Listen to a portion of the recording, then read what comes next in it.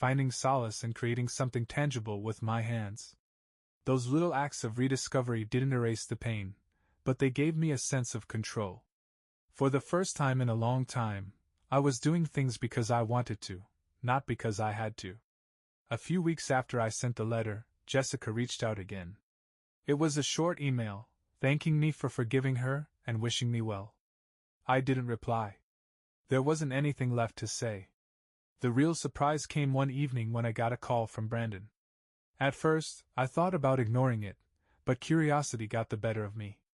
When I picked up, his voice was hesitant. "Matt, it's Brandon.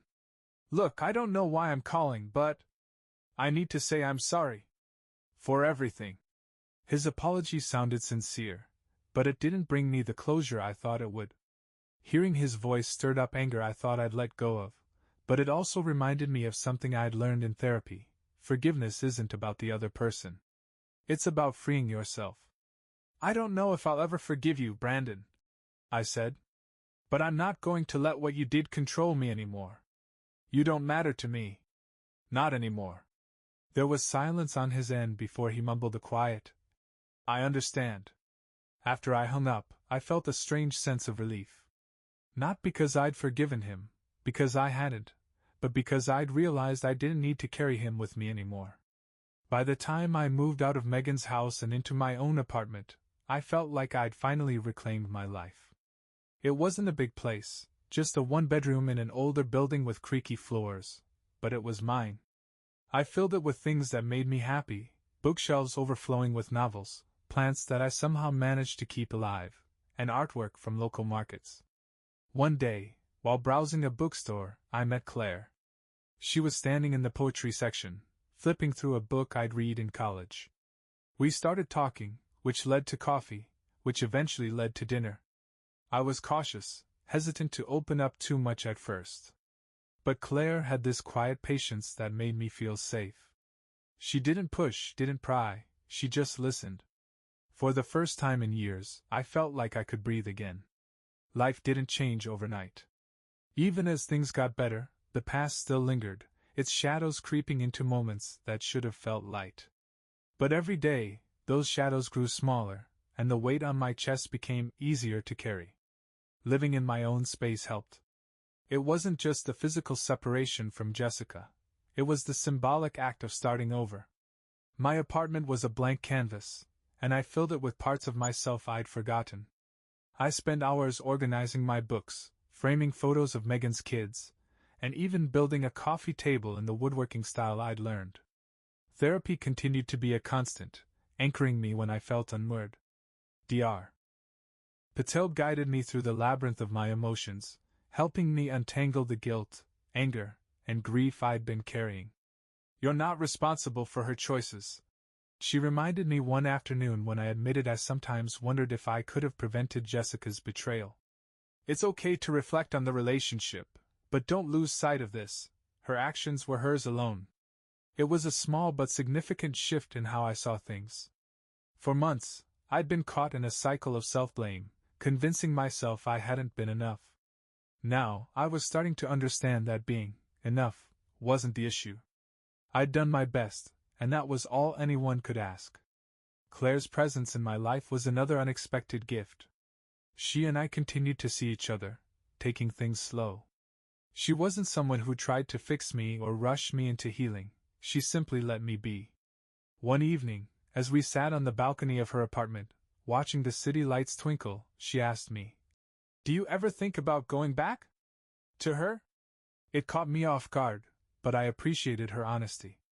"Sometimes," I admitted. "Not because I want to, but because it's hard to let go of something you thought was forever. But I know it's over.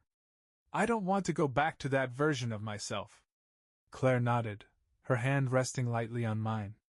"That's good. Moving forward doesn't mean forgetting. It just means choosing yourself." Her words stayed with me. A few weeks later, I was cleaning out a box of old papers when I came across a photo of Jessica and me. It was from our first anniversary, taken during a trip to the mountains. We were standing on a rocky trail, her arm wrapped around my waist, both of us smiling at the camera. For a moment,